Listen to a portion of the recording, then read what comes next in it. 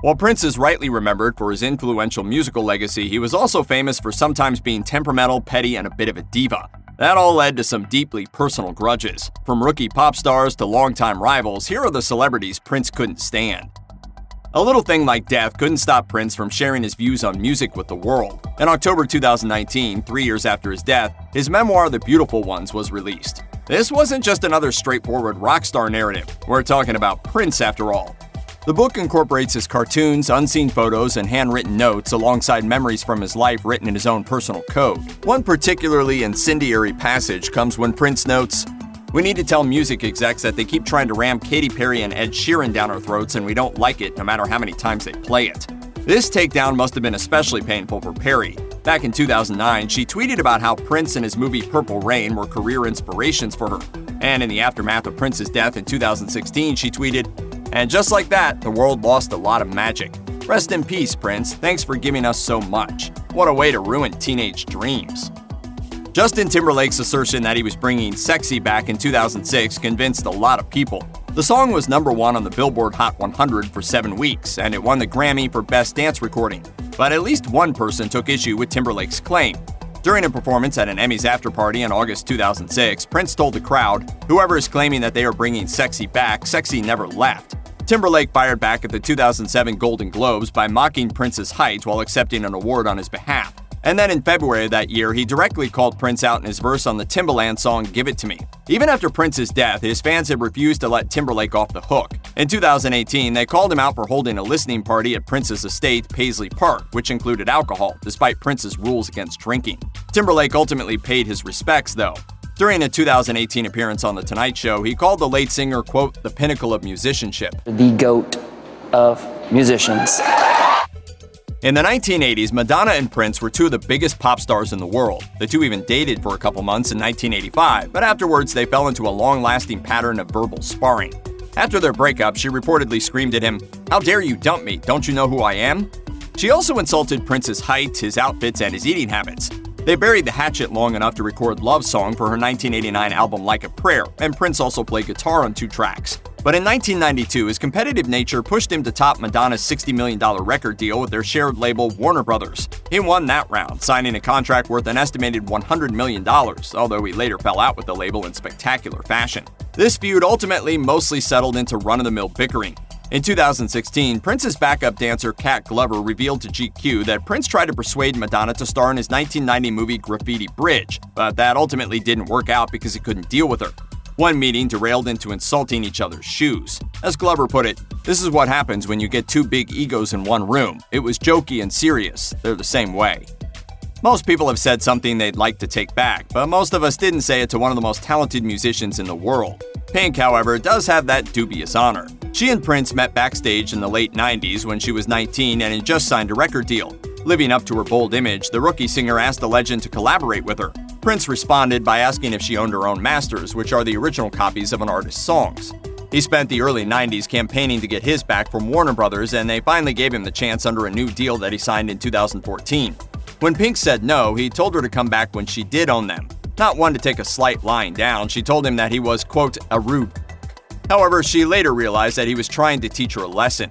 When she appeared on the Australian radio show Fitzy and Whippa in 2016, she said, "I loved him. I totally loved him. Prince is everybody's genius. The world lost a lot of sparkle this year, and it hurts my heart because I don't know what's going to replace it." He was and will be forever amazing.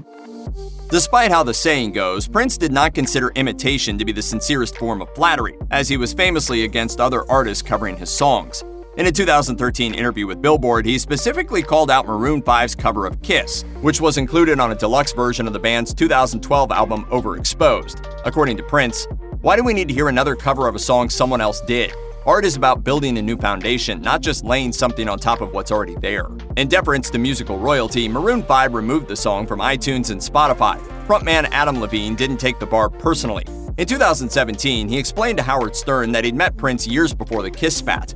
A mutual friend invited Prince to a casual party that Levine was hosting, which turned it from a relaxed jam session into a once-in-a-lifetime experience, one that ultimately migrated to Prince's house. Levine noted, "My experiences with him were genuinely really beautiful and special." In 2014, Levine had another crack at a Prince song when he played Purple Rain live. Prince was apparently less annoyed about live covers of his songs, and he offered Levine the ultimate lukewarm praise by saying, "You gettin' it." Him saying that is basically like exactly the highest praise you can. Yeah.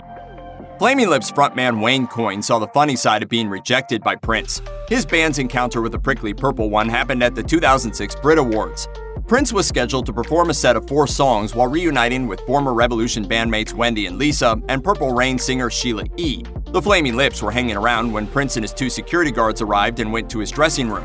They worked up the courage to give Prince's bodyguard a stack of CDs to pass on to him. As Coyne recalled to The Independent, "We were so thrilled at the possibility of him hearing our music. But at the end of the night, the bodyguard came and found us and handed all the CDs back. He said, 'Prince doesn't want these.'" Luckily, Coyne and his bandmates were able to keep the whole thing in perspective as they found the whole thing hilarious. As Coyne put it, "We loved him so much for being too cool for us." In 2011, Prince officially debuted his anti-Kardashian stance. He invited Kim on stage during his Welcome to Tour and then immediately kicked her off when she refused to dance. A few years later, he doubled down on the hostile sentiment when he appeared on a 2014 episode of New Girl.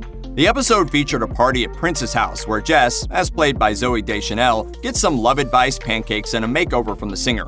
Shortly after Prince's death, Deschanel appeared on Conan and discussed the Prince episode. No Prince party is complete without celebrities, and some members of the Kardashian family shot cameos for the episode. However, Prince put the record scratch on that. After finding out about the Kardashians' involvement, he had all the scripts and call sheets burned. And it turns out that someone from Prince's camp said, like, "Who are the celebrities? I hope it's not a Kardashian." Deschanel's co-star Lamorne Morris told a similar story on an episode of the Doug Loves Movies podcast, although he didn't mention the Kardashians by name. As he explained, Prince shows up early, so he's sitting in Video Village and he's watching the screen and he goes, "What are the blank blanks doing here?" They said, "Well, they're in the show. They've been invited to a Prince party." He goes, "They would never be invited to a Prince party." If there's one person more frank in his musical assessments than Prince was, it might just be Rolling Stones guitarist Keith Richards. In 2016, Stones drummer Charlie Watts told The Guardian about the time that Prince opened up for them at the Los Angeles Coliseum during their 1981 American tour. Prince, being Prince, was wearing his trademark bikini bottoms. As Watts recalled, "Mick Jagger and I both loved Prince's 1980 album Dirty Mind. Keith hated it, and we got him on our show. Of course, being Prince, he duly went out in his knickers and our audience booed him off, which didn't deter me from liking him." Watts maintained his admiration for Prince, but Richards grew even more hostile. In 1988, he told the Los Angeles Times, "I think he's very clever at manipulating the music business and the entertainment business. I think he's more into that than making music. I don't see much substance in anything he does." By the time Richards published his autobiography in 2010, he still hadn't warmed up. He called Prince overrated, mocked his height, and claimed that he insulted Stones fans with his presumptiveness. As he wrote, "Prince has to find out what it means to be a prince. That's the trouble with conferring a title on yourself before you've proved it. He's a prince who thinks he's a king already." Only after Prince's death did Richards appear to mellow as he tweeted, "A unique talent, a true original. So sad, so sudden, and, I will add, a great guitar player. We are all going to miss him." Back in 2004, Prince pulled off one of the greatest guitar solos of all time, and it turns out he was inspired not by love, or God, or the power of music, but vengeance. It was March 15th, 2004, and the Rock and Roll Hall of Fame induction ceremony in New York City was in full swing. Among the inductees that year was pop superstar Prince, as well as former Beatle George Harrison, who had died around 2 years earlier. As part of the event, an all-star lineup of musicians paid tribute to Harrison with a rendition of one of his best-known Beatles songs, While My Guitar Gently Weeps. This included Tom Petty and members of his band The Heartbreakers, Jeff Lynne of Electric Light Orchestra, Steve Winwood on keyboards, and Harrison's son Danny on acoustic guitar, among others. Off on stage left stood Prince, in a black and red pinstripe suit, open-collared blood-red shirt, and matching Hornberg hat. Prince was one of the most famous solo acts in history, but he still played with others, including his backup bands such as The Revolution and the New Power Generation. Still, he wasn't about to be overshadowed by anyone, and as he began the song's final solo, he showed the world that he could wail on the electric guitar with the best of the best.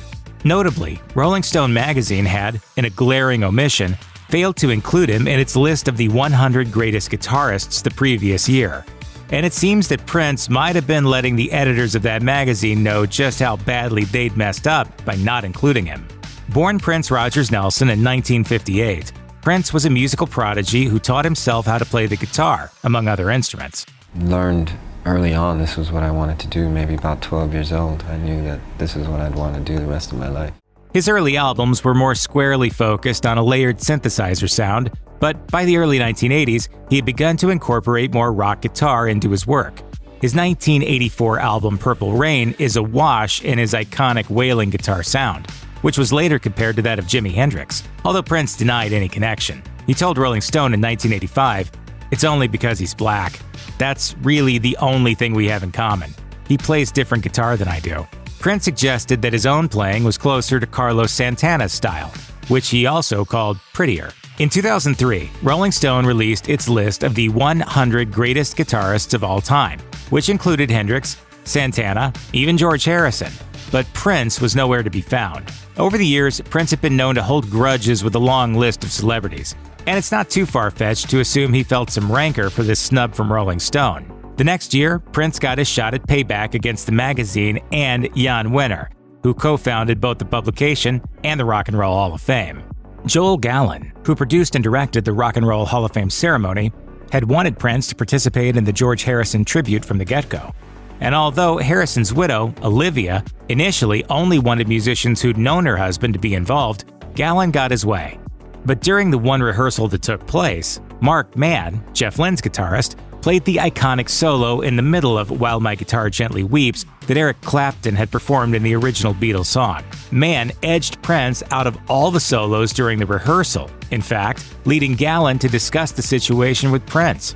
Reportedly, Prince told Gallen, "Look, let this guy do what he does, and I'll just step in at the end. For the end solo. Forget the middle solo. Don't worry about it." Prince left after the conversation with Gallen, meaning he never actually rehearsed his solo. During the performance that night, when Prince began shredding on his Hohner Mad Cat electric guitar for nearly 3 minutes, the rest of the band was as blown away as everyone else. Tom Petty later told the New York Times, "You could feel the electricity of something really big's going down here." Prince's performance that night has been hailed as one of the greatest guitar solos in history. Rolling Stone has since amended its list of the greatest guitarists of all time, of course. In the 2023 list, Prince is listed at number 14.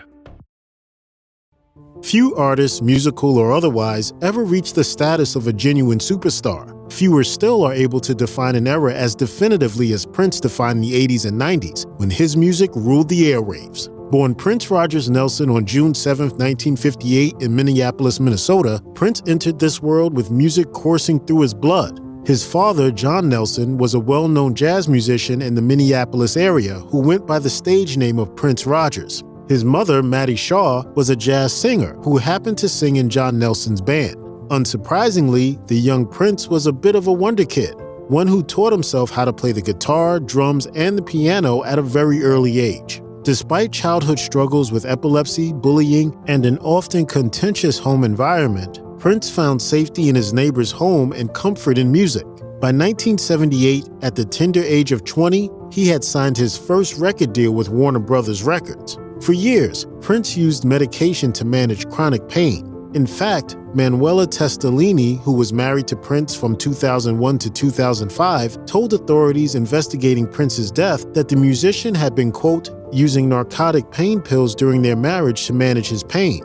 Sheila E., friend and fellow musician, also told Rolling Stone that Prince began suffering early on from hip pain. She said, "He was in pain all the time, but he was a performer. You think about all the years he was jumping off those risers."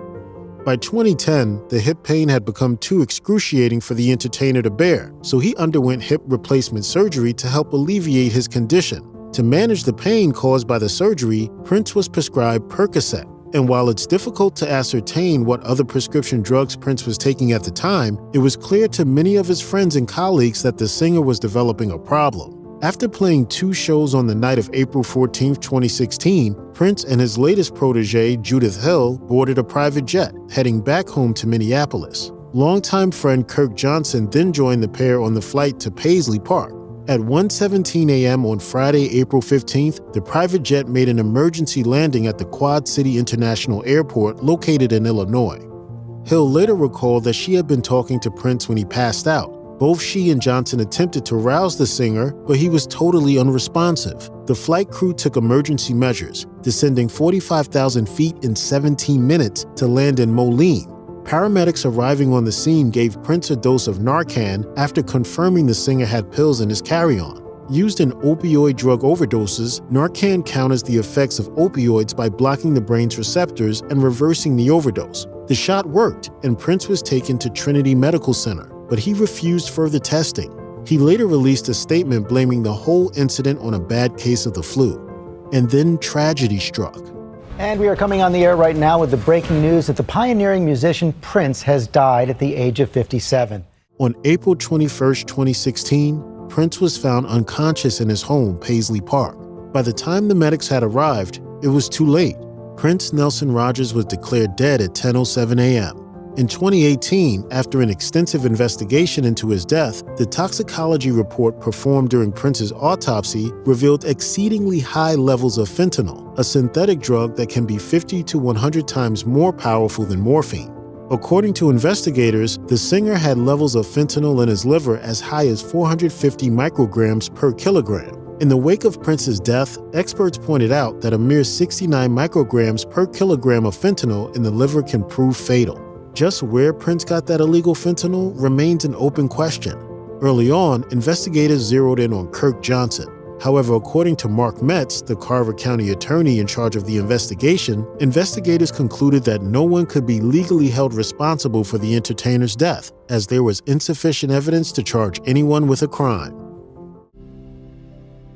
Prince Rogers Nelson, if anyone, seemed like he had his life in order. The superstar was practically worshipped by millions, but generally kept the public at an arm's length. His real life was rarely a fairy tale. Let's take a look at the tragic real-life story of Prince.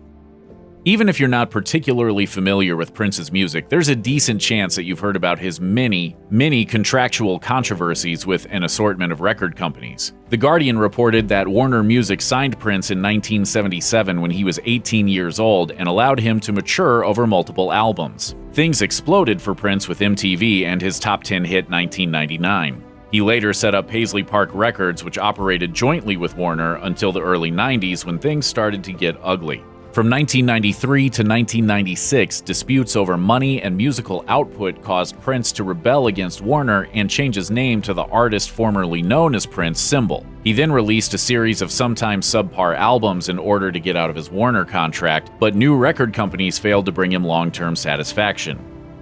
Prince was a physical performer, known for jumping around while wearing high-heeled platform shoes. But The Guardian reported rumors in 2009 of Prince's emerging hip problems starting in 2005, and there were several rumors of secret surgical procedures that he might have undergone to deal with the situation. The musician was reportedly in dire need of a double hip replacement but couldn't have one due to Prince being a Jehovah's Witness and refusing blood transfusions as part of his faith. Instead, he relied heavily on painkillers to cope with the situation. According to The Guardian, others say that his hip problems manifested even earlier, as he was already experiencing pain during the Purple Rain tour in 1984-85. Entertainment Tonight reported that Prince did eventually resort to surgery, but he continued to use painkillers for the rest of his life. It's not exactly a surprise that Prince was rather popular with the ladies, but despite his considerable charisma, he never managed to make his marriages last. Biography reports the musician was notoriously private when it came to his personal life, but that he had his share of long-term relationships and was married twice. But both unions were relatively brief. Prince's first wife, Maite Garcia, was a dancer and backup singer. The two married on Valentine's Day 1996, but their union proved to be a tragic one due to the death of their newborn son later that year. The couple eventually divorced in 2000. Then Prince married Manuela Testolini in 2001. Rolling Stone reported that Testolini worked with Prince's philanthropic organization, Love for One Another. The two bonded over their shared love of charity, but divorced in 2006. They seem to have parted on relatively friendly terms, though. After the musician's death, Testolini revealed that Prince had been involved in years of often anonymous charitable work. During Prince's marriage to Maite Garcia, the couple experienced a horrible incident. Garcia told ABC in 2017 that her favorite memory of her life with the superstar was the day she told him about her pregnancy. Biography stated that their infant son, Amir, was born on October 16, 1996, but the joyful story soon took a dark turn as the baby suffered from a rare and serious condition called Pfeiffer syndrome. According to Garcia's memoir, The Most Beautiful: My Life with Prince, The pregnancy had some complications, but the couple opted against medical intervention to screen for genetic conditions. Despite several medical procedures to save his life, Amir died when he was only 6 days old. It's the worst thing that ever happened to me and to him, I think. Prince was very careful about his public image. According to The Guardian, he could be controlling, which often made it hard for the people working with him. Rumor has it that when Prince wished to work with publicist Alan Edwards, he was flown to Minneapolis and interviewed in a glass cube suspended in air while Prince's music played. Prince was driven by the need to control his own career, and people who have worked for him describe him with adjectives like relentless and intimidating. Finish your pancake. Let's get to work. Oh, it's really good, but super full. Pancake. Okay. Edwards' business partner at the time, Chris Poole, says that Prince, quote, ran through people and that some people he let go didn't work again. Few artists have received such universal acclaim as Prince. Even so, the legendary diva managed to leave a bad taste in some mouths. And it turns out at least a handful of those were other A-listers. Singer-songwriter Sinead O'Connor became a superstar in 1990 when her breakup ballad Nothing Compares to You hit #1 on the US pop chart. Notably, O'Connor's hit was actually a cover of a song Prince wrote in 1985 for The Family, a band that he'd signed to his Vanity record label. A few months after the song's success, O'Connor accepted an invite to visit Prince at his home outside of Los Angeles. After silently staring her down in his kitchen for a few minutes, O'Connor recalled in her memoir, Rememberings, that Prince suddenly chastised her for using curse words in interviews. In response, O'Connor stated, "I don't work for you," I tell him. "If you don't like it, you can go f*** yourself." Her response irritated Prince, who disappeared elsewhere into the house and re-emerged later to bully a servant and start a pillow fight with O'Connor. And while pillow fights are generally playful, O'Connor realized quickly that this was an assault. She reflected, "On the first thump I get, I realize he's got something in the pillow, stuffed down the end, designed to hurt. He ain't playing at all."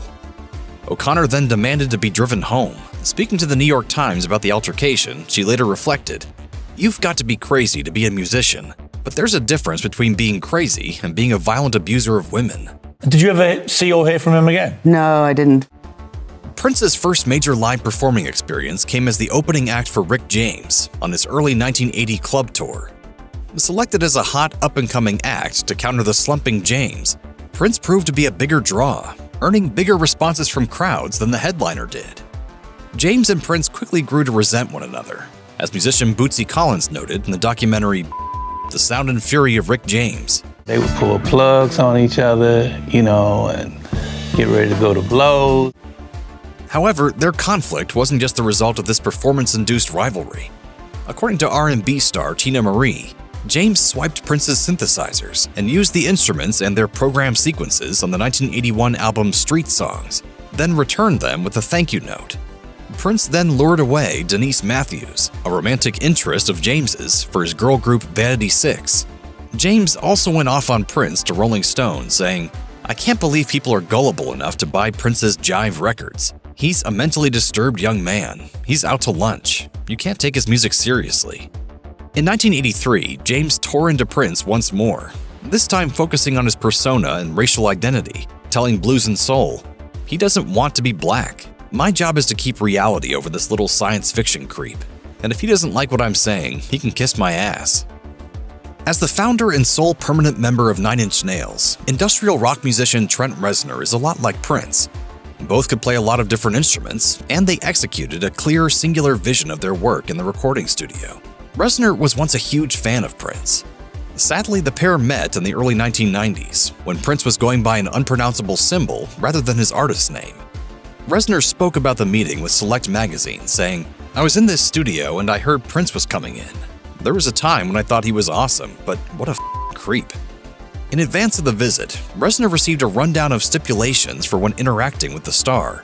The Hurt singer recalled, "You were never to say the word Prince. You had to write down that symbol. You were never to look at him or talk to him unless he approached you first." When Prince finally appeared, he did so in a pink suit and high-heeled shoes, while sucking on a lollipop and reeking of perfume. Prince wanted Reznor and his associates to remix a song for him, but when the time came for the two musicians to actually meet, Prince just walked past Reznor without any acknowledgement. Multiple pop stars in the 1980s pushed the envelope and moved the general culture forward by blurring traditional gender norms in their clothing choices and public presentation. Two of the most notable figures in this androgyny movement were Prince and Boy George, the lead singer of the UK new wave band Culture Club. While to the public, it may have seemed like the two stars shared a similar visual flair and fashion thesis, Boy George certainly didn't see it. He thought of himself as very fashionable, and Prince as grotesquely unattractive, not to mention too short and overly furry. Boy George reportedly once called him a dwarf who's been dipped in a bucket of pubic hair. The nastiness could be tied to an off-putting face-to-face meeting with Prince that Boy George had to endure, which the Culture Club singer recounted on the Jonathan Ross show. He recalled, "I loved Prince. I met Prince and he didn't speak for 15 minutes. And it was still the most iconic conversation I've ever had. I met him in Paris and he wanted to meet me. Then when I sat down, he didn't say a word. He just stared at me and I wanted the floor to swallow me." Not a single word was said for 10 minutes. Richard Blackwell was first a fashion designer specializing in strange, edgy looks, but he gained a lot of attention and notoriety under the guise of Mr. Blackwell, a fashion critic who didn't much care for weird clothing worn by other famous people.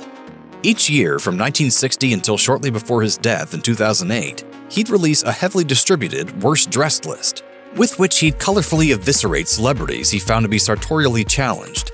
In January 1985, at the peak of Prince's Purple Rain era fame, the pop singer earned the public ire of Mr. Blackwell with a spot on the Worst Dressed Women of the Year list. Yes, Prince was a man, but he favored such fashion-forward and non-traditional gender-skewing outfits that Mr. Blackwell included him on the women's list as a snide joke. Prince came in 10th place in a tie with the drag-influenced heavy metal singer Dee Snider of Twisted Sister. At any rate, Mr. Blackwell savagely criticized Prince's fashion choices in the list, likening the diminutive star to, quote, a toothpick wrapped in a purple doily. Rising to prominence in the post-punk era, Jah Wobble was among the most in-demand British musicians from the late 70s until the mid-1990s. He brought his bass guitar and funk and reggae-influenced sound to side projects recorded by members of Can and U2, while also playing on influential and popular albums by Primal Scream and Johnny Rotten's Public Image Limited. Musical superstar Prince counted himself among Wobble's fans, but the feeling was decidedly not mutual. While they played a gig together in 1983, the two musicians met backstage at another Wobble show. As Natasha Atlas, a musician who witnessed the altercation, told music journalist Percy Howard, Prince approached Wobble and told him that he really enjoyed his bass guitar stylings. Wobble's reaction was none too kind. Atlas recalled, "Wobble just looked at Dave and said, 'Get this little out of here now.' Wobble doesn't care, even though Prince was famous. He thought Prince was a pretentious ass." R&B singer and hip-hop figure Lil Mo broke out in the late 90s with the assistance of her mentor, Missy Elliott, and she since collaborated with the likes of Jay-Z, Blackstreet, Keith Sweat, Next, and Ja Rule. In advance of her first album in 3 years, Lil Mo made the rounds of the 2014 Essence Music Festival at the Superdome in New Orleans. As a musician of some stature, Lil Mo possessed a VIP pass, but during the celebration, she was prevented from using a backstage bathroom. Instead, the singer was physically stopped from using the facilities by members of the New Orleans Police Department, who were acting on orders to hold back anyone and everyone because the festival's headliner, Prince, was moving through the area. Lil Mo promptly reacted to the situation with some quips on Instagram, writing, "I don't want to see him. I had to pee. This industry is crazy." Shortly thereafter, she added another post critiquing Prince for failing to reach some high notes during his set. Prince saw Lil Mo's Instagram posts about him and replied in kind on X, then known as Twitter, writing, "I hope she know, none of her clothes match." Prince's main rival in 1980s musical dominance was Michael Jackson, and their relationship was fueled by competitive bitterness. Prince enjoyed a commercial breakthrough in 1982, when his 1999 record sold more copies than any of his other albums up to that point. A month later, Jackson unleashed Thriller, which eventually became the best-selling album in history. When Lionel Richie organized the 1985 session to record the charity single We Are the World, he wanted all the biggest stars to participate. Jackson co-wrote the song, while Prince said he might show up but ultimately didn't. Later that year, Prince won an Academy Award for the music from Purple Rain, which left Jackson, who wanted to be a movie star, privately angry. Nevertheless, Jackson reached out to Prince to duet in the title track from his 1987 album Bad. Prince refused because he didn't like the supposed sexual undertones of some of the lyrics. When they'd run into each other in the late 80s, Prince derisively called Jackson Camille, and once tried to get his limo driver to run him down. In 2006, Jackson went to a Prince concert in hopes of mending their feud. Prince saw Jackson sitting near the stage, went up to his seat, and aggressively slapped his bass guitar inches from his head, leaving Jackson perturbed. As will.i.am, who was also on the bill that night, told Graham Norton, Jackson debriefed with the rapper about the excursion the following day. Prince, he's always been a meanie. In 2005, NBA All-Star Carlos Boozer bought an 18,000 square foot Los Angeles estate from movie producer Ted Fields.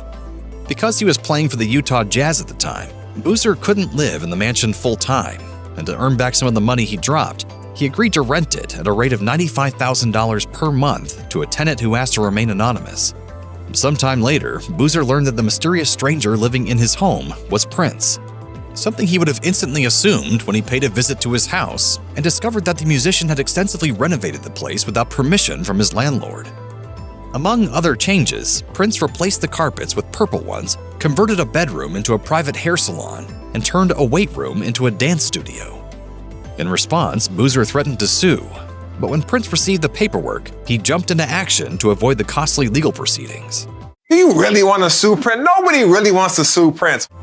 He sent the basketball player $500,000 as a good faith payment, swearing he'd restore the rental home to its original state by the time he moved out. Prince did just that, and the lawsuit was dropped. Admittedly, this experience probably wasn't the biggest obstacle for Boozer to overcome emotionally, but even the mere possibility of getting on the wrong side of a music legend like Prince was surely a situation the basketball star would have liked to avoid. The musician Prince Rogers Nelson tragically died after an accidental overdose of fentanyl on April 21, 2016. In Prince's final 12 months, he started a memoir, advocated for the Black Lives Matter movement, signed with Tidal, and embarked on his intimate, improvised piano and a microphone tour. Often referred to as a workaholic, Prince was a highly passionate musician who was committed to his craft. In his final year, he was extremely active in the music circuit and was determined to push his limits. According to a piece published in American Music Review, relieved from the financial pressures of a younger artist, Prince was able to spend time making the kind of music he wanted. That said, Prince did want to stay in the contemporary music scene and chose, uncharacteristically, to collaborate with producer Joshua Welton for his 2015 album, Hit and Run Phase 1. Up until his tragic death in 2016, Prince was as active as ever, remaining socially engaged while making vibrant music and doing a solo tour. Prince's music was as politically charged as ever in 2015, after the highly publicized tragic death of Freddie Gray came to light in April 2015. Prince spoke up by doing what he knew best, writing music. His song, Baltimore, was a tribute to the moment. In May 2015, Prince performed the song in Baltimore at the Rally for Peace concert. The song's official music video had photos from Black Lives Matter rallies and news reports on Freddie Gray, coupled with footage from his Baltimore show. So eventually, with courageous people going out there and actually saying something and standing up for it, I think we'll get some balance. Prince avoided prominently featuring himself in the video, allowing the powerful visuals to do the talking. According to former special advisor for Green Jobs, Van Jones, who worked with Prince, the singer didn't care about boosting his personal brand while making music about social issues. He was more concerned about lending his voice to the cause. Prince told Jones, "Everything that you want to do that you think will help the Black community, I will help you do it." This is how Jones ended up being a part of Prince's staff. Prince worked with community groups extensively and peppered in live events. In an unexpected move, Prince chose to remove himself from music streaming platforms such as Spotify, YouTube, and Apple Music in 2015. He only spared Tidal and was hit with lawsuits from streaming platforms for choosing to step away. Prince was making a big statement with this decision by choosing to make access to his music harder after giving Tidal subscribers exclusive access. What made Tidal seem different in Prince's mind was the fact that it was owned by musician Jay-Z, who exercised a degree of control over his master recordings that Prince had fought for over the decades. Prince had expressed his distrust of online services in 2010, telling The Telegraph, "I don't see why I should give my new music to iTunes or anyone else. They won't pay me in advance for it, and then they get angry when they can't get it." Spotify did respond to Prince's decision to walk away from the company and issued a statement that read, "We have cooperated with the request and hope to bring his music back as soon as possible." Prince had his reasons for the move, such as promoting Black ownership, representation in the music industry, and encouraging artists to take control. He also had more flexibility with Tidal that offered an on-demand delivery setup for Prince's music. The thing with Prince was that, to the public eye, he avoided vices, including marijuana and alcohol. The singer had a solid reputation. What nobody knew at that time was that the singer was in fact struggling with addiction and coping with pain. According to the New York Times, Prince was known for being extremely secretive about his life, which could explain why his close aides weren't aware of his struggle with addiction. One of Prince's tour managers, Alan Leeds, revealed that the singer suffered in private after years of stunt-filled performances. As Leeds revealed, he was that kind of old-school, the show must go on guy, so the idea of him medicating himself in order to perform isn't strange to me. There was speculation about Prince's drug use and dependency on painkillers after his death. While many were unsure when Prince started relying on opioids, his half-brother mentioned per Rolling Stone that the singer had regularly consumed cocaine and Percocet in the 2000s. Others, like Prince's old friend singer Mavis Staples, suggested that Prince had been suffering from unbearable hip pain for a very long time. As Staples revealed, someone said he needs hip replacement surgery, but he won't have it, and he's in pain all the time. Prince had major plans for himself, such as writing a memoir to share his major life experiences. The singer had even signed a book contract to pen his memoir. The book's working title was The Beautiful Ones, and it was scheduled to be released in 2017. Unfortunately, the singer passed away before that could come to pass. However, Prince's collaborator on the project, Dan Piepenbring, did finish the book. When asked whether Prince would have liked the quasi-autobiography that Piepenbring completed with the help of notes and early writings from the singer, Piepenbring said, "I am always really reluctant to say for certain about what he would think about anything. I have to imagine he would be pleased with the book." Prince's final tour, Piano and a Microphone, took the world by storm in February 2016. These were powerful performances that were far more intimate than any of his previous shows. I'm really looking forward to the future now. Prince chose to go on stage with just his piano and sang to his heart's content, drawing the crowd in with his magnetic voice. Prince's Melbourne performance received highly positive reviews. For the Sydney Morning Herald, Martin Bolton wrote, "The ecstatic Melbourne crowd could barely believe their good fortune. This was the type of show only previously witnessed recently at Paisley Park, his home in Minneapolis."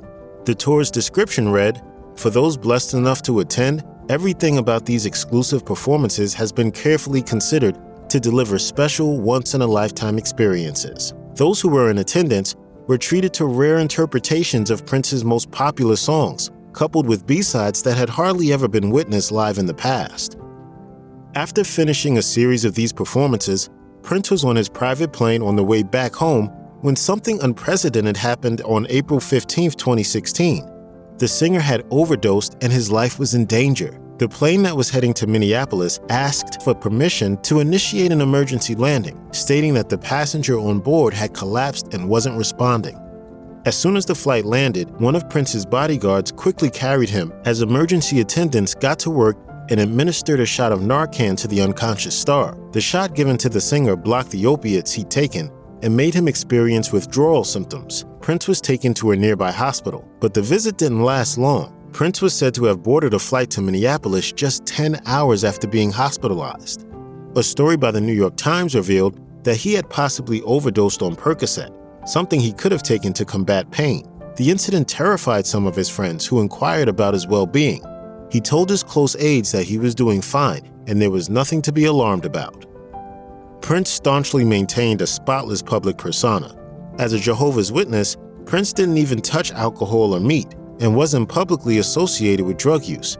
After his death, Prince's lawyer, L. Londell McMillan, who had managed the artist in the past and had known him for many years, spoke out against accusations that Prince had a drug problem, stating, "Everybody who knows Prince knows he wasn't walking around drugged up. That's foolish." However, it was undeniable that something had been amiss. speculation surrounded the star's addiction to pills and other substances.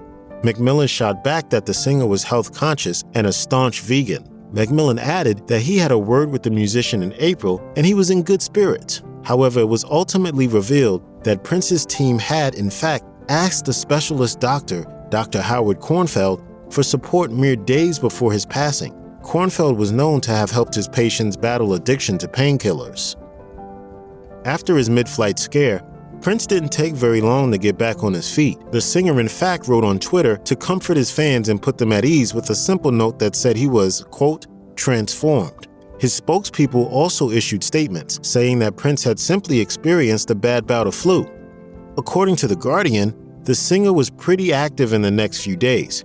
He wandered around his city and spent time at a record store called Electric Fetus as an act of solidarity for Record Store Day.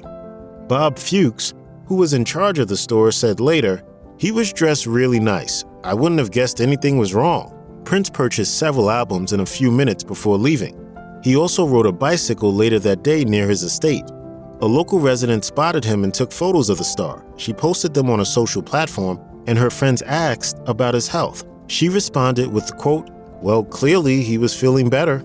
Intriguingly, Prince also decided to organize a grand party at his residence on the evening of April 16, 2016. There were over 300 attendees present. A photographer who was a part of the event later expressed his surprise, saying, "It was pretty surprising, pretty crazy, because he had just been hospitalized a day prior." Prince performed for his guests and also spoke about his health, telling them, "Save your prayers for a couple of days." You know, I felt like Jack Johnson then too. I just wasn't going to be put down. After Prince died, reports revealed that the singer had visited a doctor shortly before he passed away. He had his bodyguard and friend along for the visit. The bodyguard had asked Dr. Michael T. Schellenberg for advice before the trio made the trip. According to ABC News, he wrote in the message, "Prince is asking for fluids. Can you call me?" The doctor wrote back in the morning. His message read, "I have records and test results. I can drive over if it would help. Better for privacy." Tragically, hours later on April 21, 2016, Prince was found unresponsive in an elevator at Paisley Park. The place was chaotic when Prince's doctor reached his estate and was met by emergency officials and cops at the scene. Several bottles of pills were recovered from the house. Emergency officials tried but failed to revive Prince, who had accidentally overdosed on counterfeit Vicodin laced with fentanyl. Michael Holtz, a DJ who had often performed at Prince's residence, spoke about his grief, saying, "I just felt like Prince was just going to live well into his 80s and beyond." Prince didn't have a will when he died. His death was followed by a long and nasty battle over his plush estate. As many as 15 lawyers got involved at the start of the trial. According to Vulture, Prince's sister, his half-siblings, and other would-be heirs were looking for a piece of the estate. Prince had no children or a spouse at the time of his death, so it was tricky to gauge who should inherit the musician's vast wealth. Randy Phillips, Prince's former manager, found it easy to believe that Prince had not bothered making a will or naming heirs, saying, "Trust me, there's not going to be one, a will. He never thought about dying, and he would never sign a contract. He thought it was slavery." It was undeniable, however, that the star had left behind considerable assets, with an estimated value of over $300 million. Before his life was tragically cut short, Prince had bought several properties and owned the master tapes of several of his peerless classic albums.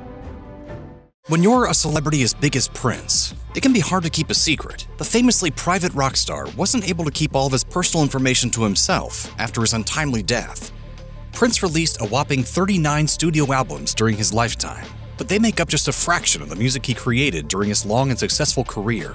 After the 7-time Grammy winner died, the Carver County Sheriff's Office conducted an investigation that revealed photo evidence of a secret vault in the basement of his Paisley Park complex. Upon breaking into the vault, investigators found shelves loaded with hundreds of Prince's songs on tape, rare VHS recordings, Batman-inspired tunes, bars of gold, and a Minnesota Twins mascot costume. Prince mentioned his vault publicly in an interview with Rolling Stone in 2014, saying that he, quote, "didn't always give the record companies the best song." He elaborated, "Yeah, I like time capsule stuff. I have a couple Revolution albums in the vault and 2 Time albums, 1 Vanity 6 album, and tons of stuff recorded in different periods. But so much gets recorded that you don't have time to compile everything. In the future, you could put all the best stuff from one particular time period together, and then you can release it. You might not realize it because his music videos are so bright and flashy, but Prince was born with the seizure disorder epilepsy. He opened up about this for the first time with talk show host Tavis Smiley, explaining that his parents hadn't prepared for such a situation. My mother and father didn't know what to do or how to handle it, but they did the best they could with what little they had.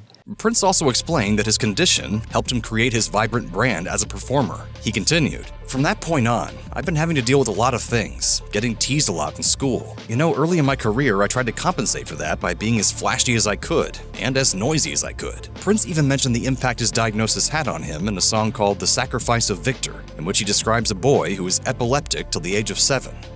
Prince publicly projected an image of living a pretty clean lifestyle, but according to his ex-girlfriend, Charlene Friend, he would sometimes go for days without sleep, food, or water. She told People magazine that things didn't go so well when she tried to keep up with him, saying, "I had to sneak in cat naps to keep from passing out from exhaustion. First time that happened, I asked him, 'How do you do this?' Prince answered her with a smile, saying, 'Angel food. Food of the spirit, not of the flesh.'" It wasn't until Friend spoke with Prince's half-brother Dwayne Nelson that she found out the real reason for Prince's round-the-clock energy. Nelson explained to her that Prince was on what he jokingly called the cocaine diet. Friend continued, saying, "It was shocking to me to hear that. He hid it so carefully. I never saw him take even an aspirin. He seemed so health-conscious, always taking vitamins like echinacea and golden seal."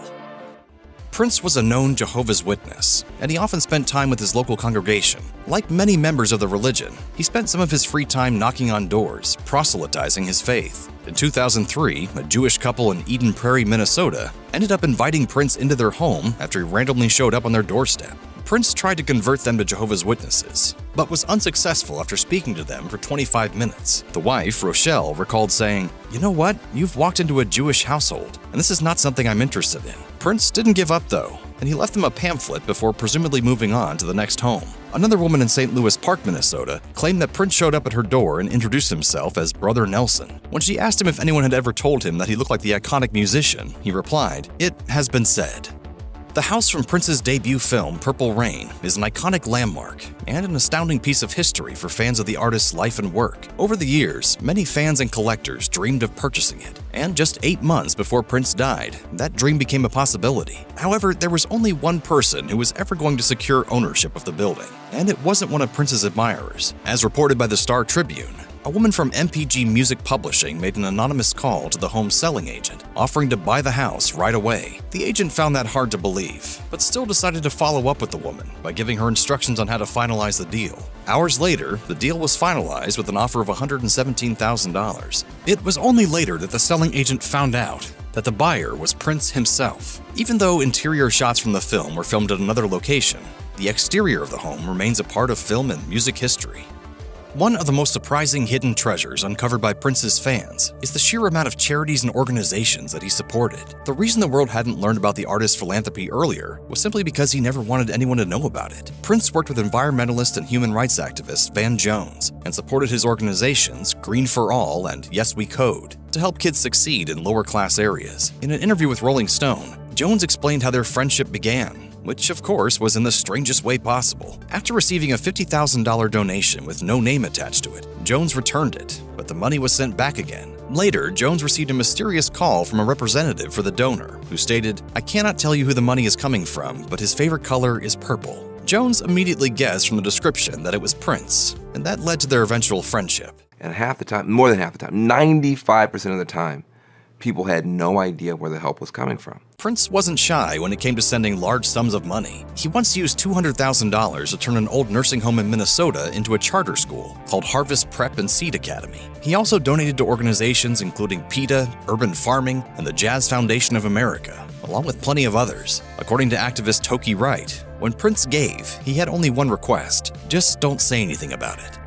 After becoming a Jehovah's Witness, Prince gave up lots of things in order to honor his faith, and one of those things was swearing. According to the BBC, Prince put a container in his recording studio that he and others around him would have to put money into if they were caught using foul language. James Lundstrom, a member of Prince's congregation, said, "He wasn't joking. You had to pay in cash in the bucket. He would charge you between $3 and $10 per swear word. In fact, one time I was carrying some luggage and I bumped my knee and I said, 'Damn.' He said, 'What did you say?' I said, 'That's spelled D-A-M.' He was like, 'Brother Jim, Brother Jim.'" Not everyone was a big fan of Prince's anti-cursing initiative. Lundstrom recalled that one visiting backup singer had a particularly memorable response, saying, "She went to an ATM machine and came with a fistful of $100 bills and everything, and said, 'Take this and put it in your cuss bucket. I'm paying in advance.'"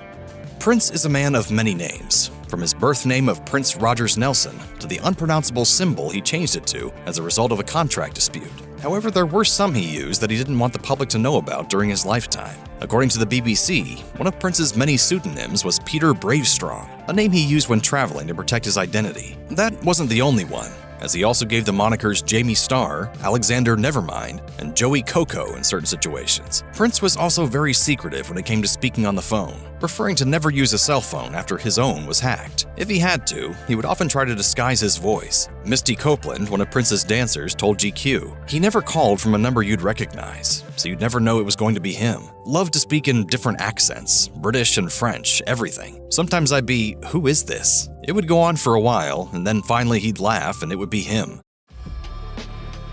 A twisted saga of George Washington, chemtrails, God, and funk. And how did Prince wind up living his greatest and only fear? Prince's childhood home in North Minneapolis was the perfect breeding ground for a budding musical superstar. To begin with, Prince was blessed with a musical family. His mother, Maddie Della Shaw, was a jazz singer, and his father, John Lewis Nelson, was a well-known pianist who performed under the name Prince Rogers with his band, the Prince Rogers Trio. Prince's father was his musical inspiration, but the future rock star's parents split when he was just 7 years old. Prince lived with his dad and learned to play piano. Not only that, the prodigy managed to teach himself to play drums and guitar. The key to longevity is to learn every aspect of music that you can. Prince was a natural introvert. He was also very small, which led to his being bullied at school. Years later, he claimed that being teased forced him to come out of his shell and start showing off. Obsessed with making music, Prince began playing in local bands while he was still in high school.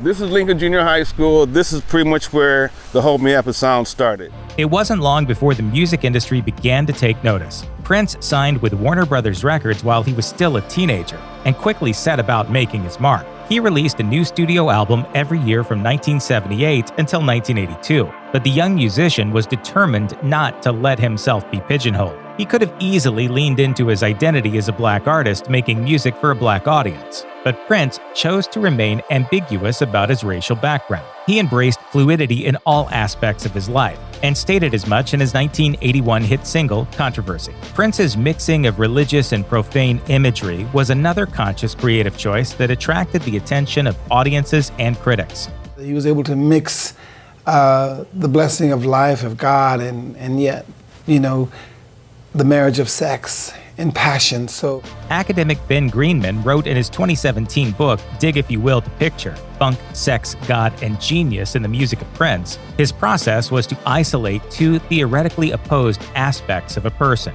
male-female, black-white, straight-gay, good-evil. The tension between those two things powered the work. That was the engine at the center.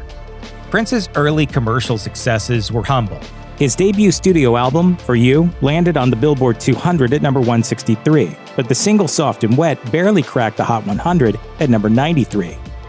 You made a couple of demonstration records when you were a teenager. You're barely more than that now, are you? 19. With the release of his album 1999, Prince finally made it to number 7, but nothing could prepare Prince for the heights he was about to scale with his next album, the 1984 classic Purple Rain.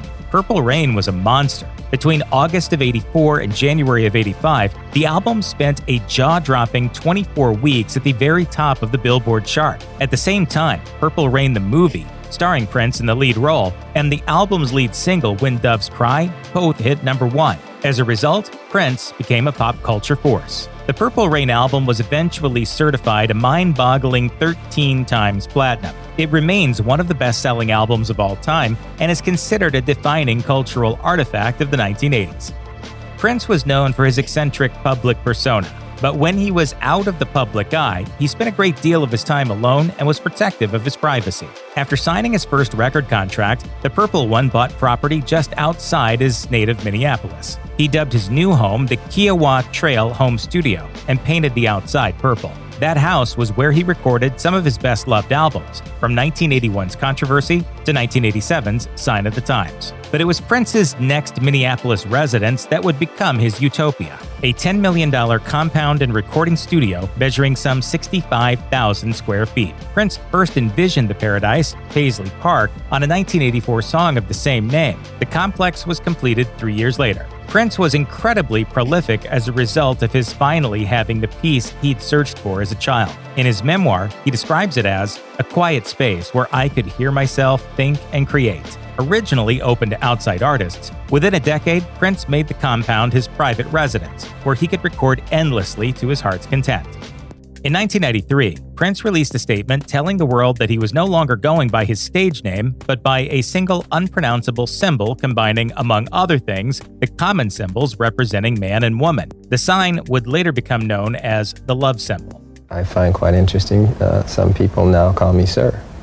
They just call you sir? Mm-hmm. They never called me that before. But why? Prince had just signed a new contract when he realized that the record label wanted to limit the amount of music he released per year to avoid saturating the market. Prince, on the other hand, had a backlog of material he wanted to put out. The artist formerly known as Prince was a strategy to seize back commercial control of his music. I'm the artist formerly known as Prince. Ooh, and I'm the bear currently known as Not Amused. Prince explained, Warner Brothers owns the name Prince and all related music marketed under Prince. I became merely a pawn, used to produce more money for Warner Brothers. Though Prince is primarily remembered as a solo artist, he sought to work with other musicians throughout his career, forming a number of bands along the way. Some, like The Revolution and Third Eye Girl, acted as Prince's backing bands, while others, such as The Time and The Family, were bands Prince formed as outlets for his excess songs. But the songwriter also gave several huge hits away to other acts, such as the Bangles' 1986 classic Manic Monday and Nothing Compares to You, a song originally given to The Family before it was covered by Sinead O'Connor in 1990 and became a worldwide smash. Prince also wrote well-regarded songs for artists as diverse as Kenny Rogers and Mavis Staples. The strength of Prince's songwriting for other artists was spotlighted upon the posthumous release of the demo compilation Originals in 2019. An album featuring self-recorded early versions of 15 huge hits, Originals was met with widespread critical acclaim from music journalists such as Pitchfork's Rebecca Bengal, who called it a, quote, testament to his genius. What would you do if you heard the doorbell ring and, when you answered, one of the biggest musicians on the planet was standing there asking if you'd like to talk about God? In the 2000s and early 2010s, several news outlets ran stories concerning people having opened their door to Prince around his home state of Minnesota. The reason for this was simple. In 2001, the Purple One became a Jehovah's Witness. I like to believe that my inspiration comes from God. It's part of the Jehovah's Witness faith to spread the word of their church to potential converts. Prince reportedly performed this duty wholeheartedly, becoming a well-respected member of the Kingdom Hall of Jehovah's Witnesses in St. Louis Park in Minneapolis. But Prince's conversion had unexpected consequences for his fans. He refused to sign autographs in his later years, as it might be interpreted as a form of worship and therefore disrespectful to God. Prince was linked to many high-profile women during his lifetime, including the actress Kim Basinger, for whose 1989 movie Batman, Prince wrote the soundtrack. He was also linked with singer and model Carmen Electra, though both affairs were reported as rumors at the time. I learned a lot from him. He was my mentor. Although Prince was notoriously private when it came to sharing his personal life with the world, there was one relationship he was happy to make public: his love affair with backup dancer Maite Garcia. Prince was in his 30s when he met and fell for her. Maite was just 16. However, in her recent memoir about their relationship, Garcia contests that there wasn't anything strange about the early days of their romance, insists that Prince was a perfect gentleman, and commended him for waiting until she was 19 before starting a relationship. The couple married in 1996, and in the years that followed, Prince was regularly pictured in public with his beautiful young wife on his arm. Within a year of their getting married, Prince and Maite were expecting their first baby. Amir Gregory Nelson was born on October 16, 1996. He suffered from a rare genetic condition known as Pfeiffer syndrome type 2, which results in Garcia's words, premature fusing of the bones in the skull, sometimes resulting in cloverleaf skull, in which the eyes are outside the sockets. The newborn was subjected to daily surgeries to try and save his life, and was fed through a feeding tube. He died after 6 days. It's the worst thing that ever happened to me and to him, I think. Following Amir's death, Prince and Garcia gave an interview to Oprah, in which the musician gave a tour of the lavish playroom he had prepared at Paisley Park for Amir's arrival, and avoided answering direct questions about the child's health. Speaking to People, Garcia recalls mourning in bed with Amir's ashes for days on end, and that eventually, somewhere in the cloud of her grief, Prince informed her that he was leaving. They divorced in 2000. The tragedy had a profound effect on Prince, whose religious conversion occurred in the wake of his son's death. In 2001, he married Manuela Testolini, a charity consultant. It was a union that saw the singer become a fierce philanthropist, according to Testolini. After his death, Testolini revealed that Prince had supported 15 charities, telling I Love Classic Rock he knew that he had the power and the chance to make an impact by leading by example. The two were married for 5 years and divorced in 2006. They had no children. While for Prince the 1990s had been dominated by legal disputes and personal tragedy, the 2000s saw him catapulted back to the top of the charts. His resurgence began with the release of 2004's Musicology, his first album for a major label in 6 years. The record received warm reviews and eventually went double platinum. That year, Prince performed alongside Beyoncé at the Grammys. But the jewel in the crown of Prince's resurgence undoubtedly came in 2007, when his Super Bowl halftime show reminded an audience of more than 90 million Americans why he was one of the finest and most unpredictable performers in the game. Emerging onto his bespoke love symbol stage through a hidden lift shaft to the sound of Queen's We Will Rock You, Prince broke into a raucous version of Let's Go Crazy before interspersing a number of his greatest hits, including 1999 and Purple Rain, with a smattering of classic covers. By many accounts, the show was nearly a disaster, as Miami's Dolphin Stadium was hit by a powerful rainstorm. Organizers were worried the electrics would become dangerous or the slick surface of the stage would become hazardous to Prince and his dancers. Reportedly, Prince's response to the news that he would be performing in a storm was, "Can you make it rain harder?"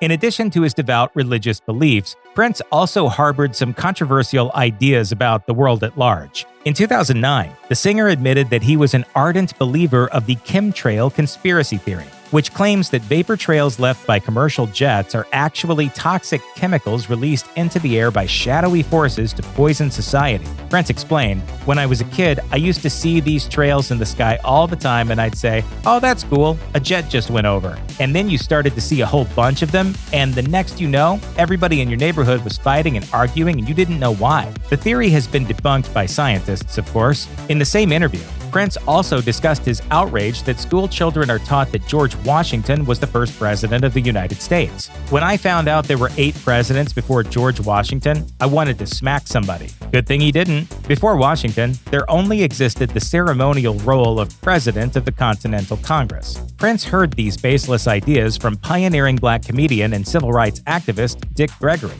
one of Prince's heroes. Sadly, late in Gregory's life, he ascribed to many other conspiracy theories, including the idea that Prince was murdered. Artists like Taylor Swift, Neil Young, and Joni Mitchell have spoken out on the negative effects of streaming services on the lives of musicians. But one of the first major artists to make his opposition to the dominance of streaming public was Prince. And until his death, he strictly limited which platforms were permitted to distribute his work. Not to say that Prince was a traditionalist. In 2004, sales of the album Musicology were boosted by an innovative distribution tactic. The record was priced into the cost of each ticket on the live tour, which put it directly into the hands of 1.47 million concertgoers. In an interview with the BBC, music business management expert John Kellogg explained, "What a lot of people don't understand is that Prince was not only one of the greatest creative musical talents of the 20th century, but he was also one of the greatest music business innovators of the last century." Prince believed that the internet could be an effective distribution tool for artists looking to break out from under the control of record companies. However, with the rise of streaming giants such as Spotify, the Purple One removed his music from such platforms. Finally, in 2015, he offered exclusive rights to Jay-Z's streaming service, Tidal. After his death, Prince's estate reintroduced his discography to all streaming services, reaping enormous profits. Neil Carlin was one of the journalists Prince trusted the most over the course of his career. He gave the writer numerous interviews and often called him in the middle of the night to discuss his thoughts, feelings, and fears. Carlin knew Prince intimately and claims the much-loved performer was in reality, quote, one of the loneliest souls I ever met. He also believes that his greatest and perhaps only fear was dying alone. The circumstances of Prince's untimely death are therefore doubly tragic, as the musician was found unresponsive in an elevator at his Paisley Park compound on April 21, 2016. Doctors believe he may have been lying dead for up to 6 hours. The cause of his death was an accidental overdose of the opioid fentanyl, which had been labeled as Vicodin. The singer had suffered from chronic pain for many years, having had hip surgery back in 2010. He was 57. Though search warrants were published listing a wide range of controlled substances found at Paisley Park in the names of several members of Prince's circle, nobody has ever been charged with a crime in relation to the counterfeit opioid that took Prince's life. The case is effectively closed. Prince did not leave a will, which meant his estate, reportedly worth hundreds of millions of dollars, was disputed for years after his death. The musician's 6 siblings remain his living heirs. In 2022, the estate settled a long-running dispute with the IRS regarding the valuation of the late singer's assets, as well as millions in unpaid taxes. After Prince's death, details began to emerge regarding the legendary Paisley Park vault that housed his trove of unreleased recordings. The vault reportedly contains a vast number of fully recorded albums, some dating back to his creative peak in the 1980s, including a long jam album recorded in 1986 called The Flesh and a 1987 record titled Camille, which was reportedly written and performed from the point of view of the singer's female alter ego. One day, someone will release them. I don't know that I'll get to release them. In the years since his death, a selection of material from the vault has slowly been made public, in the form of the 2018 demo album Piano and a Microphone 1983 and 2021's Welcome to America, as well as the originals compilation. It is believed that there may be as many as 8,000 unreleased songs in the Paisley Park vault, enough for his estate to continue treating his fans to unheard music for decades to come. Did Prince have a premonition of his own death? Everyone remembers the day that the superstar died, but not everyone knows how many questions arose afterwards. How did you feel when you heard the news today? Devastated. Any Prince fan knows that he presented himself as the poster child for clean living. While he might have rocked and rolled through an era that promoted excess, he reportedly didn't want artists who indulged in alcohol and drugs on tour with him. Turns out, though, there was a side of him that most people had no idea existed. It all became apparent on April 15, 2016, only about a week before he died, when his private plane was forced to make an emergency landing at the Quad City International Airport in Moline, Illinois. At first, his representative told the press that he had experienced the effects of the flu for a few weeks and felt unwell. It was later revealed, however, that he had received Narcan, a drug that rapidly reverses an opioid overdose, on the tarmac. The revelation that Prince was using opioids came as a shock to his fandom. According to some reports, Prince had depended on painkillers for years because of his long history of iconic and grueling performances. This ultimately resulted in him opting for hip surgery in the 2000s. Thereafter, he received more prescription pills, and when he died, authorities found a number of pills around his house. His use of painkillers wasn't a secret to his closest friends and confidants, though, leaving behind questions of what measures, if any, were taken by these people to help the musician. Prince's official cause of death was determined to be accidental fentanyl poisoning.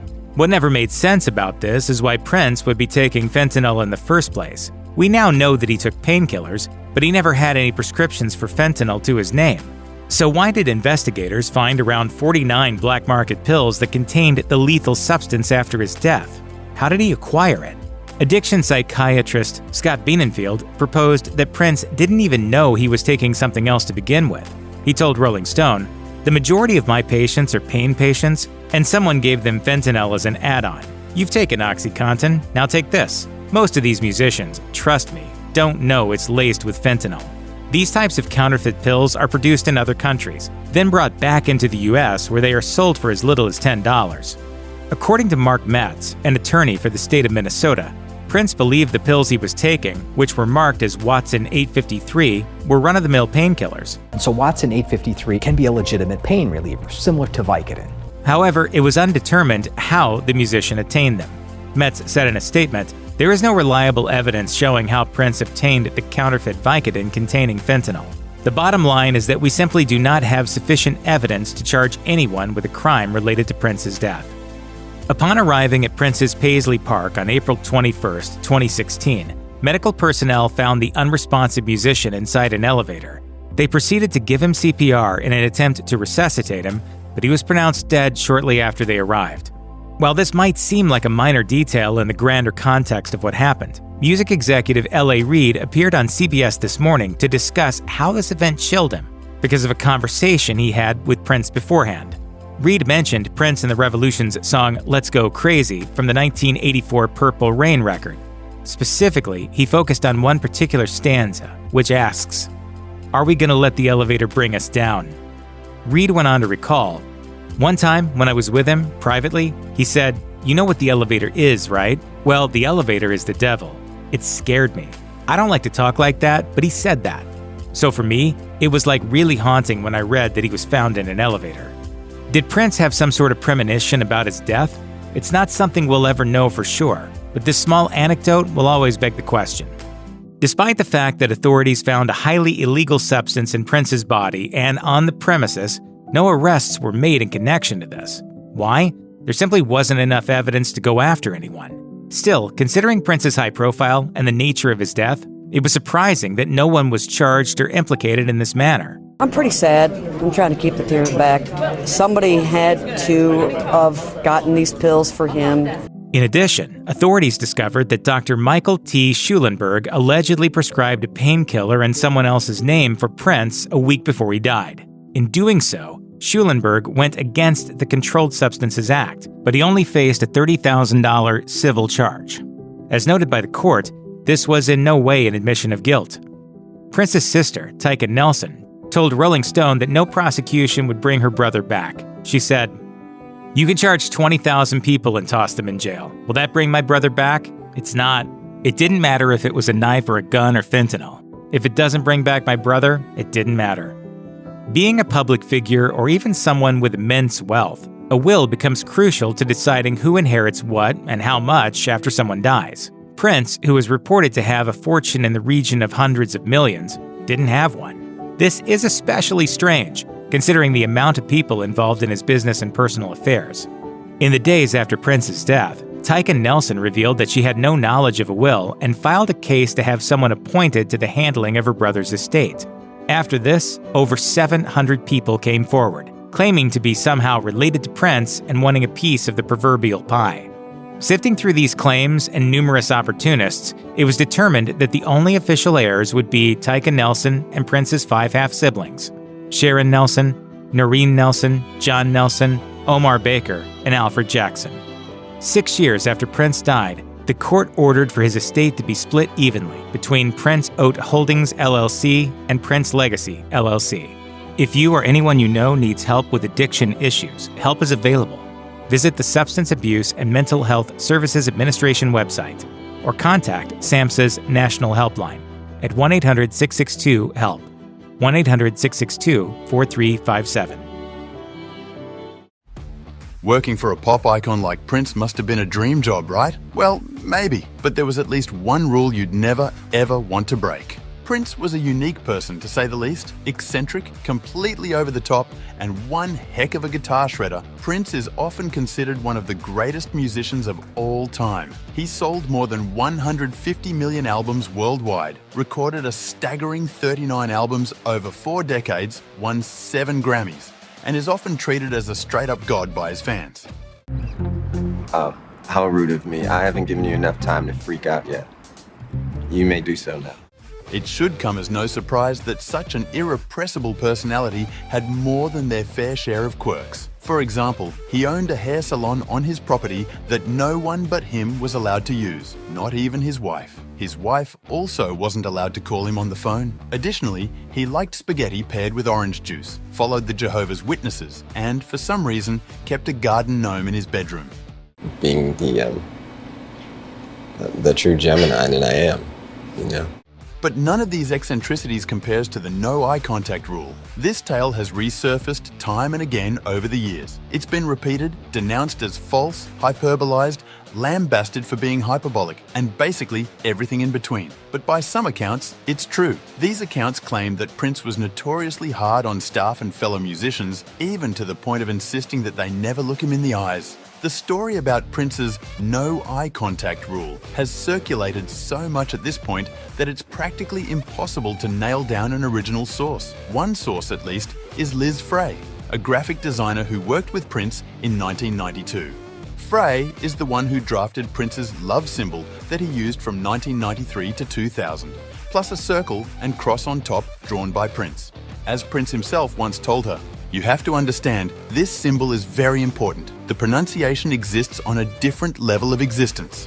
After Prince's death in 2016, Frey spoke up about her experience with him. According to her, Prince's rule was simple: never look into his eyes directly. Also, his staff had to call him boss. Despite such harsh rules, Frey told Page Six that it was a joy to work with Prince. She said, "He was so alive. I'm trying to remember him that way." Similarly, Prince's hairstylist Kim Berry cited the same rule, plus a couple of others, such as don't touch his ears. However, Berry heard of these rules from other members of Prince's entourage, rather than Prince himself. When she actually asked Prince about the no eye contact thing, he reportedly told her, "I've never told anyone anything like that, so I think it's hilarious that people make up stuff." Lest you think that only 2 of Prince's assistants have mentioned his no eye contact rule, Ultimate Classic Rock describes an instance in which Van Halen singer Sammy Hagar ran into the same rule. At the 27th Grammys in 1985, Hagar wanted to say hi to Prince through Prince's guitar tech, Zeke Clark. Hagar asked Clark for an introduction, and Clark allegedly replied, "No man, I can't. I'm not allowed to talk to him." When Hagar pressed for more information, Clark revealed that he had to communicate with Prince through handwritten notes. Clark simply said, "You can't look at him." Hagar concluded by saying what many of us may be thinking. "I thought that was pretty weird." Indeed, Prince was notoriously tough on musicians and techs he worked with. Sound engineer David Rivkin once described Prince unleashing his wrath from time to time. He told Sunset Sound Recorders, he liked to keep people under his thumb. It was a control thing. Don't tell them things. Let them guess. And that he used to treat his band that way. Mojo magazine quotes Prince saying that exact same thing, albeit in Prince's own way of saying it. The star once said, "I test people in many ways so that the time we share is quality time." To Prince fans, this is all par for the course. A thread on the Prince.org community forum even contains several anecdotes from those who met Prince, all featuring the infamous no eye contact rule. Prince's death left over $150 million and a vast catalog of music at stake. So maybe it's no surprise that a legal battle soon erupted. Here's the question though, who actually won? In a year that seemed filled with the tragic deaths of major celebrities, the loss of pop genius Prince in 2016 came to many as a true shock. This was a hard one. This was very hard. And I think my generation just lost just a legend, an icon. He also left behind an enormous personal fortune and a body of work worth millions of dollars. In total, the IRS estimated that his estate was worth some $163.2 million.